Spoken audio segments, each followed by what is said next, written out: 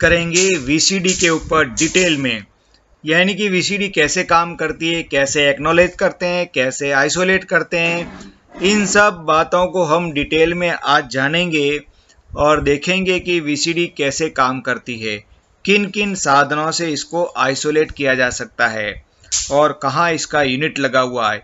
इन सभी बातों को आइए देखते हैं और सुनते हैं।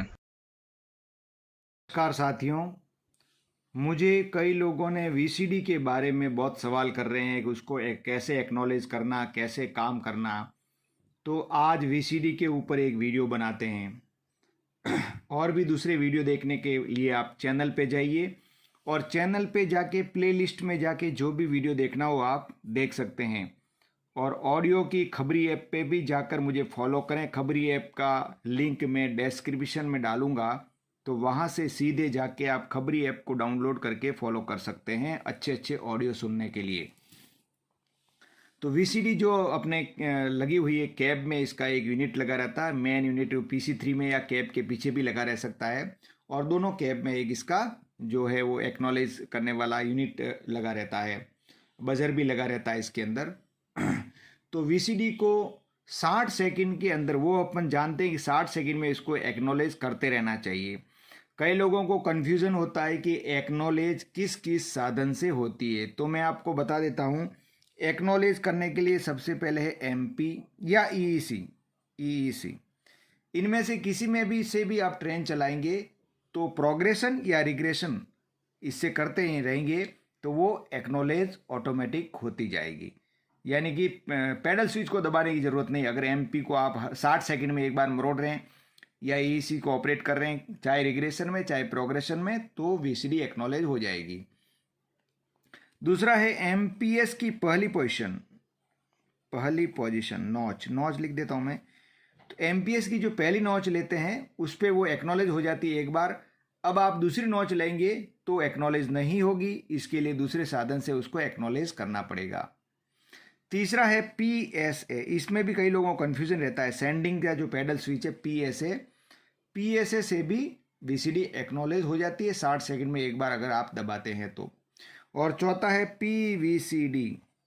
ये पैडल स्विच है, ये तो होता ही पीवीसीडी, तो वीसीडी को एक्नॉलेज करने के लिए तो 60 सेकंड में एक बार इसको दबाते रहना चाहिए, तो वीसीडी एक्नॉलेज होती रहेगी। अब बात आती है कि अगर 60 सेकंड के अंदर इनमें से कोई भी ऑपरेशन हमने नहीं किया तो क्या होगा। तो वीसीडी के ऊपर एक फ्लैशिंग लाइट रहती है पीले कलर की। फ्लैशिंग का मतलब जो जलती है बुझती है, जलती बुझती है। यह लाइट 8 सेकंड तक प्रकाश मतलब जलेगी बुझेगी, 8 सेकंड तक लपुक झुपुक करेगी यानी कि। और 8 सेकंड के बाद भी, 8 सेकंड के अंदर अंदर आपने वो लाइट जली और 8 सेकंड के अंदर अंदर इसमें से कुछ नहीं किया आपने, तो फिर अगले 8 सेकंड तक ये लाइट तो प्रकाशित होगी ही, उसके साथ में अलार्म भी बजेगा। तो अलार्म और लाइट दोनों प्रकाशित, दोनों काम करना शुरू करें। फिर भी आप सचेत नहीं हुए तो फिर इमरजेंसी ब्रेक लग जाएगा। कितने सेकंड में? 76 सेकंड में इमरजेंसी ब्रेक लग जाएगा। बीपी प्रेशर ड्रॉप हो जाएगा, ऑटो रिग्रेशन आ जाएगा, गाड़ी खड़ी हो जाएगी। बीपी प्रेशर ड्रॉप होने पर जो काम होता है वो सब हो जाएगा, सीधी सी बात है। ठीक है, तो ये काम हो जाएगा। अब आपको मालूम पड़ा, रे हमने भूल गए, वीसीडी एक्नॉलेज नहीं किया था, पेनाल्टी ब्रेक लग गया, तो आप वीसीडी को रीसेट करेंगे। तो आपको इसके लिए 32 सेकंड तक रुकना है। वैसे 32 सेकंड तो थोड़ी देर में हो ही जाते हैं, जब ब्रेक लगता है गाड़ी खड़ी होती है तब तक 32 सेकंड हो ही जाते हैं। और अब आपको वीसीडी को रीसेट करना है। तो रीसेट करने के लिए सबसे पहले एमपी को 0 पे रखना। वैसे आप 0 पे रख ही देंगे जब गाड़ी खड़ी हो जाएगी तो। और 32 सेकंड रुक गए, आप वीसीडी रीसेट पुश बटन दबाएंगे। रीसेट बटन, वो पुश बटन होता है, ड्राइवर डैश पे लगा रहता है, पुश बटन को दबा के छोड़ देंगे। अब कई लोग ऐसा सवाल पूछते हैं, क्या सर 32 सेकंड से पहले अगर दबा दें तो पहले दबाओगे तो ये उसको रिसीव ही नहीं करेगा, यानी कि एक्सेप्ट करेगा ही नहीं। और कई लोग ऐसा सोचते हैं कि वहाँ से फिर समय तो नहीं चालू हो जाएगा 32 सेकंड। नहीं, ऐसा कुछ नहीं है। पहले वो एक्सेप्ट नहीं करता है, 32 सेकंड के बाद ये रीसेट बटन एक्सेप्ट करता है। अब यहाँ पे अगर विजिलेंस पैडल स्विच, ये तो लगातार आप 60 सेकंड में डेड मैन में नहीं लगा, लेकिन पीवीसीडी को अगर आप दबा के रख दे, जैसे आपने पाँव रखा और आपको नींद आ गई, तो भी वीसीडी ऑपरेट हो जाएगी और डेड मैन मोड में जाके पेनाल्टी ब्रेक लगा देगी। अगर वीसीडी कभी माल फंक्शनिंग का मतलब ये है कि सब ऑपरेशन आप या इनमें से कोई ऑपरेशन कर रहे हैं, फिर भी विजिलेंस पेनाल्टी ब्रेक लग गया, वीसीडी ऑपरेट हो गई, तो हम वीसीडी को आइसोलेट कर सकते हैं। कैसे करेंगे? एच वीसीडी को 0 पर रख देंगे। कहाँ लगा रहता है? ये मेन यूनिट के पास ही, कैब के पीछे लगा रहता है उसको। लेकिन जब एच वीसीडी को ऑपरेट करते हैं, ध्यान रखना है एमपी 0 पे होना चाहिए, और गाड़ी खड़ी अवस्था में या फिर जो एमपी 0 पे होना चाहिए, और SN9 वगैरह अप्लाई, यानी कि विजिलेंस स्लिप मोड में होना चाहिए। स्लिप मोड में होगे तो ही वो वीसीडी आइसोलेट होगी। और आइसोलेट कर दिया तो फिर इसका लॉग बुक में लिखना है और TLC को बोलना है। वैसे इसमें सब रिकॉर्डिंग होता है, पेन ड्राइव में इसका रिकॉर्ड निकालते हैं और देखते हैं तो मालूम पड़ जाएगा कितनी बजे आपने HVCD को आइसोलेट किया है।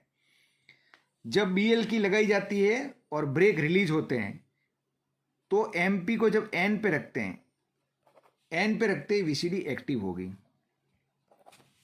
आपने कई लोग को ऐसा रहता है ना कि भाई SN9 रिलीज कर दिया साहब वो एक्टिव हो जाए, नहीं, ऐसा नहीं है। जब आप MP को N पे रखते हैं तभी एक्टिव, और MP को तभी N पे रखते हैं जब SN9 रिलीज करते हैं, तभी तो रखते हैं। ऐसे खड़ी गाड़ी में SN9 लगा हुआ और MP को N पे रख किया तो एक्टिव नहीं होगी। इसके साथ शर्त है, ब्रेक भी रिलीज होना चाहिए और MP भी N पे होना चाहिए, एक्टिव हो जाएगी। अब यहाँ IP का कॉक बंद कर दिया। आप सोचते हैं चलो कॉक बंद हो ताकि पेनाल्टी ब्रेक नहीं लगेगा, BP प्रेशर ड्रॉप नहीं होगा, तो भी उसमें रिकॉर्ड में दर्ज हो जाता है और VCD IP आइसोलेट दिखाएगा उसके डिस्प्ले पर, और वो उसमें रिकॉर्ड में दर्ज होता है। इसलिए ऐसा कभी नहीं करें। किस अवस्था में VCD स्लिप मोड में जाएगी? MU में स्लिप मोड में जाती है, पीछे वाले लोको में, और MP 0 पर है, A9 या SN9 ब्रेक लगे, MP 0 पे हो और SN9 लगा दिया या A9 के द्वारा ब्रेक लगाया तो भी स्लिप मोड में चली जाएगी, फिर आपको एक्नॉलेज करने की ज़रूरत नहीं है।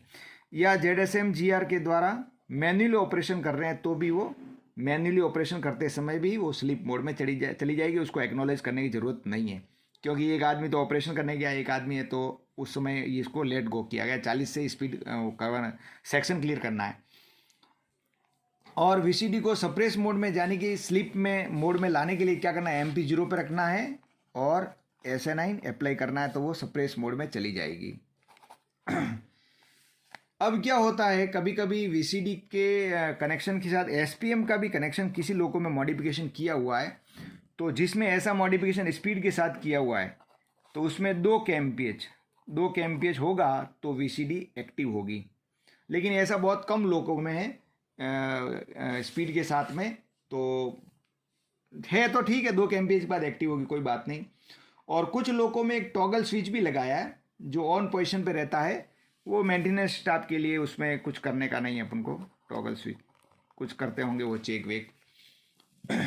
अब ये जो मैंने कारण बताए कि VCD को एक्नॉलेज करने के, लेकिन इसके अलावा A9 से अगर आपने प्रेशर ड्रॉप किया और 0.5 kg प्रेशर ड्रॉप किया तो उस समय फिर VCD जो है वो एक्नॉलेज करने की आवश्यकता नहीं है। जब तक प्रेशर ड्रॉप करके रखा है तब तक VCD को एक्नॉलेज करने की जरूरत नहीं है। इसी प्रकार SN9 को अप्लाई किया और 1.5 kg ब्रेक सिलेंडर प्रेशर चला गया तो भी जब तक ये प्रेशर है तब तक एक्नॉलेज करने की जरूरत नहीं है। या यूं कहें कि A9 या SN9 एप्लीकेशन पर है तो VCD को एक्नॉलेज करने की जरूरत नहीं है। इस बात का आपको ध्यान रखना है।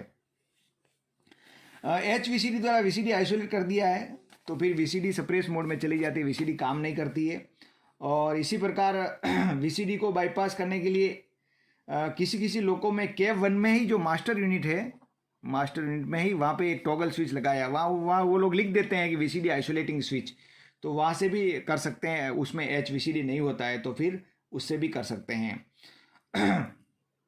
VCD वार्निंग लैंप कभी प्रकाशित हो गया है, VCD वार्निंग लैंप प्रकाशित हो गया है तो भी इन साधनों से हम VCD को एक्नॉलेज कर सकते हैं।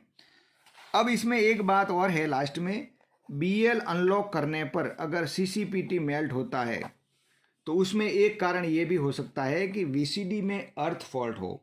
तो उस समय क्या करेंगे, VCD मेन यूनिट के जो इनकमिंग आउटगोइंग केबल कनेक्शन है उन केबल कनेक्शनों को ही निकाल देंगे। और VCD का जो माल फंक्शन कभी भी करती है तो पहली बार में ही इसको आइसोलेट करना है। और कभी HVCD को आपने 0 पर रखा, HVCD को 0 पर रखा, फिर भी VCD ऑपरेट होने का संकेत आता है, हालांकि आइसोलेट हो जाने चाहिए लेकिन फिर भी VCD ऑपरेट होने का संकेत आ रहा है, तो क्यों VCD को ओपन में वेज करेंगे, ओपन में वेज करेंगे तो फिर उसके संकेत चले जाएंगे। ये था वीसीडी के बारे में कुछ जो संकेत थे वो। और वीसीडी का हमेशा ध्यान रखने का है कि कोई भी जो चीज़ होती है उसमें रिकॉर्ड रहती है और उसको पेन ड्राइव में डेटा लेके फिर उसको कंप्यूटर में एनालिसिस करते हैं। इसलिए अनावश्यक रूप से आईपी को भी बंद नहीं करना है और वीसीडी को अनावश्यक रूप से आइसोलेट भी नहीं करना है। अगर ये वीडियो पसंद आया तो कमेंट करके अवश्य लिखें कि ये जानकारी आपको कैसे लगी, ताकि इस प्रकार के और भी मैं वीडियो बनाता रहूं। अपने नॉलेज को अपडेट रखें, अच्छी तरह ट्रबल शूट करें। जय हिंद।